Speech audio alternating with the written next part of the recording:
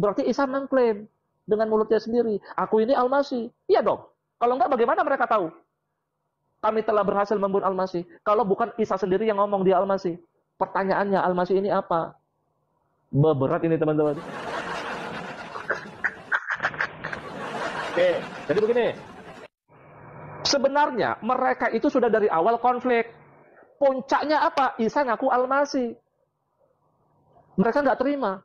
Kenapa? Ayat sebelumnya, mereka mengatakan dengan kekafiran.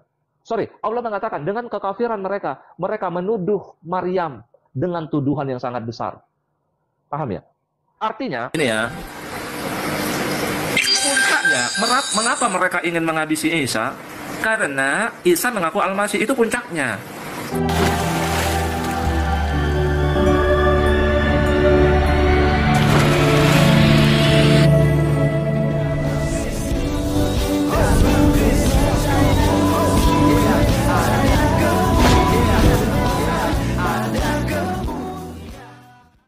Salam Elechem Bisem Yeshua HaMashiach. Salam sejahtera di dalam nama Tuhan Yesus Kristus untuk kita semua. Teman-teman sekalian, pada kesempatan kali ini kita akan membahas mengenai seorang apologet terbaru, yaitu The Truth. Di mana teman-teman sekalian, beliau adalah orang yang sangat berani juga untuk mengungkap kebenaran-kebenaran di balik kitab suci yang diimani oleh saudara-saudara kita Muslim.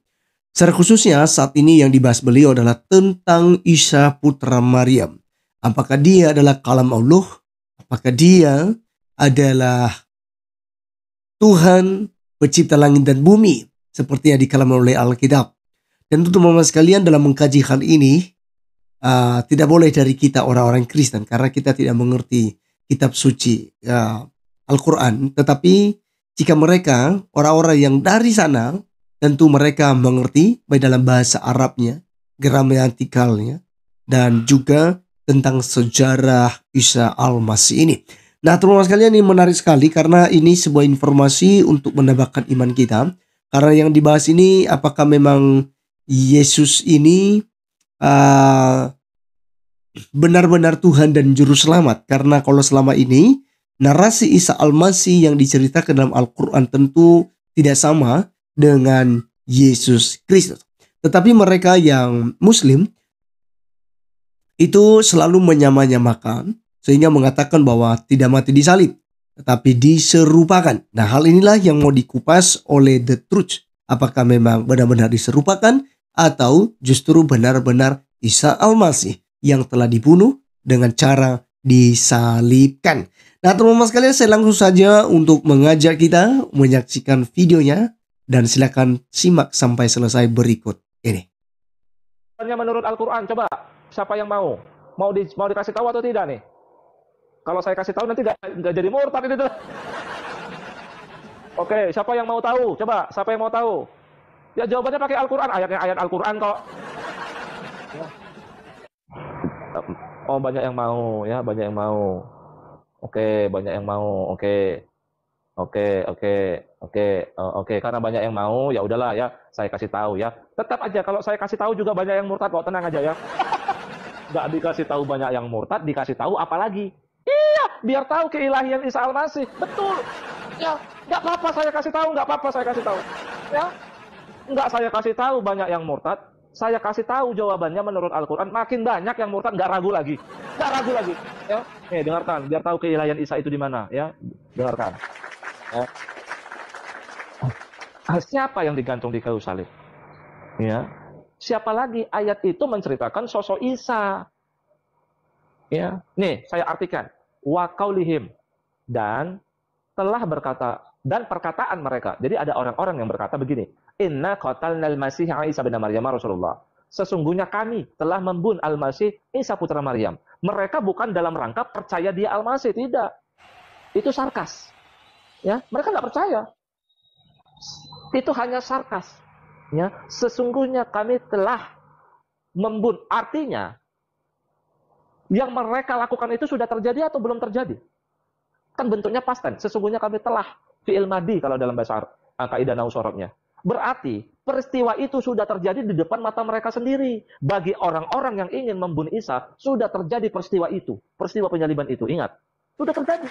Makanya mereka mengklaim telah berhasil membunuhnya. Allah mengatakan, wa ma qataluhu, mereka tak berhasil membunuhnya. Wa ma shalabuhu, di sini terjebaknya orang Islam. Mereka tidak menyalibkannya, mereka pikir yang digantung ini bukan Isa. Terjebak mereka. Kenapa teman-teman? Karena sholabu dalam Al-Quran itu berbeda pandangannya dengan apa yang kita pahami ternyata. Ya, karena ini kan bahasa Arab sholabu ini. Kita terjemahkan disalibkan seperti apa yang kita lihat. Padahal bukan itu maksudnya. Ya, bukan berarti yang digantung itu bukan Isa. Bukan. Sholabu dalam Al-Quran di ayat lain menunjukkan bahwa tidak ada yang lolos dari peristiwa penyaliban. Ini bentuk hukuman mati.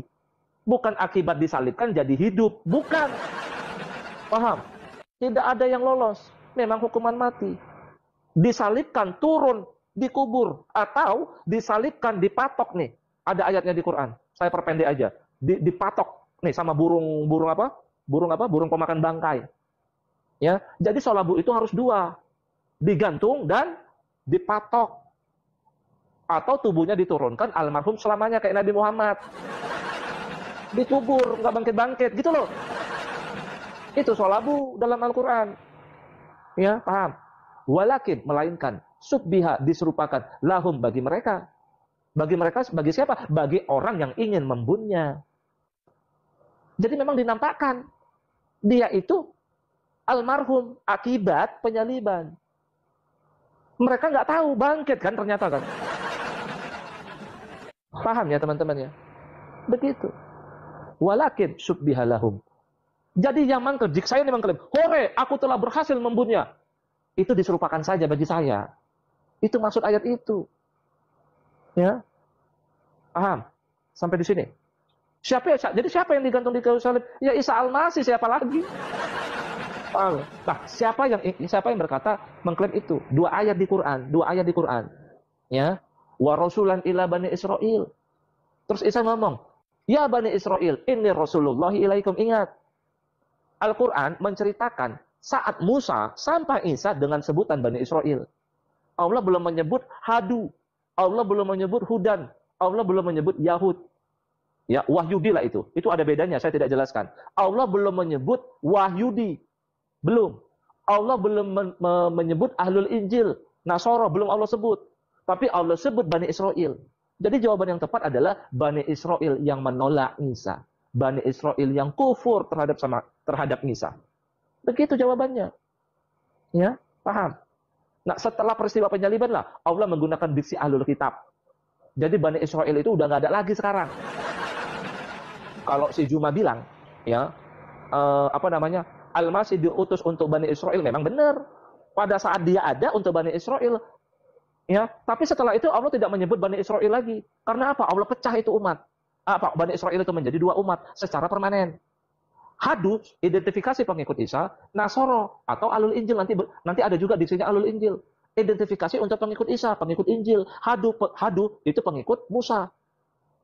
Ya, paham? Karena Injil dan Taurat itu menyebar kemana-mana. Ya, Bani Israel itu udah selesai, sudah. Kalau kamu ingin mengatakan begitu, saya juga mau mengklaim lewat Al-Quranmu. Nabi Muhammad itu diutus hanya untuk Ummul Qura dan sekitarnya, paham? Nabi Muhammad itu diutus pada saat dia hidup untuk Ummul Qura. Ummul Qura itu Mekah dan sekitarnya itu loh, maksudnya pagan Quraisy. Itu. Ya paham ya, ngerti ya maksudnya ya. Memang saat Isa ada pada saat itu Bani Israel sebutannya. Tapi saat ini tidak. Ahlul Kitab, ya terserah. Mau orang Batak kayak jadi pengikut Injil. Mau orang Cina kayak jadi pengikut Injil. Terserah. Sama. Ya, itu untuk orang Ummul Qura, orang Arab pagan Quraisy. Sekarang kamu mau orang Jawa kayak kamu, mau pengikut Muhammad, mau orang Afrika kayak kamu. Dasar Juma ini. Juma itu nggak tahu apa-apa dia. Al-Quran aja nggak paham, apalagi memahami kitab orang lain. Nggak paham. Itu jawabannya. Ya. Nah, ini yang paling ngeri nih. Ini rawan nih. Apa alasannya mereka ingin menghabisi Isa? Wah, ini bisa murtad masal ini teman-teman. Aduh, berat ini teman-teman. Aduh. Jadi gini ya. kan di ayatnya itu, masih di ayat itu sebenarnya, di ayatnya itu, wa qaulihim, dan mereka berkata, inna, Bani Israel tadi yang menolaknya, kufur terhadap dia, inna qatalnal masiha Isa, Al-Masih dulu baru Isa, ya kan, gelarnya dulu baru namanya. Sesungguhnya kami telah berhasil membunuh Al-Masih. Saya udah bilang, mereka nggak percaya dia itu Al-Masih. Itu sarkas. Berarti dari mana mereka tahu Isa itu Al-Masih? Berarti Isa mengklaim dengan mulutnya sendiri, aku ini Al-Masih. Iya dong. Kalau nggak, bagaimana mereka tahu kami telah berhasil membunuh Al-Masih? Kalau bukan Isa sendiri yang ngomong dia Al-Masih. Pertanyaannya, Al-Masih ini apa? Berat ini teman-teman. Oke, jadi begini. Sebenarnya mereka itu sudah dari awal konflik. Puncaknya apa? Isa ngaku Al-Masih. Mereka nggak terima. Kenapa? Ayat sebelumnya, mereka mengatakan dengan kekafiran. Allah mengatakan dengan kekafiran mereka menuduh Maryam dengan tuduhan yang sangat besar. Paham ya? Artinya, ini ya, puncaknya, mengapa mereka ingin menghabisi Isa? Karena, ya puncaknya, kenapa mereka tidak terima dia Al-Masih? Karena tidak sesuai dengan kriteria mereka. Nggak mau kami Al-Masih itu anak haram. Tapi sebenarnya konflik itu sudah terjadi sebelumnya. Ini contohnya ya, contohnya.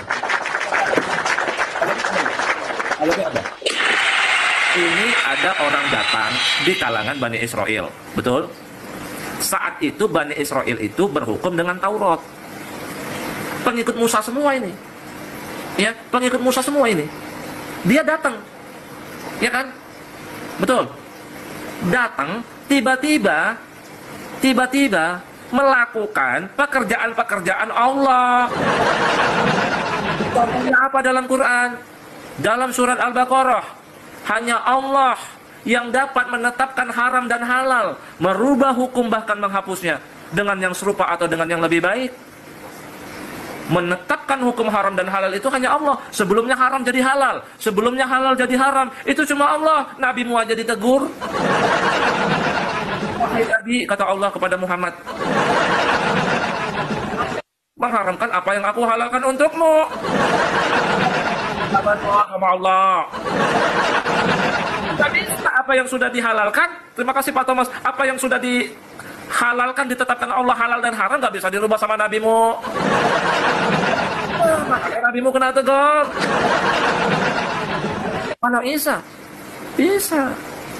Nah, itu ada di surat Ali Imran ayat 50. Ini datang bujuk-bujuk di kalangan Bani Israel, mereka berhukum dengan Taurat, dia malah apa yang dikatakannya? Aku datang untuk, memang Taurat itu dibenarkan dia. Dibenarkan untuk pengikut Musa, monggo kata dia. Ya.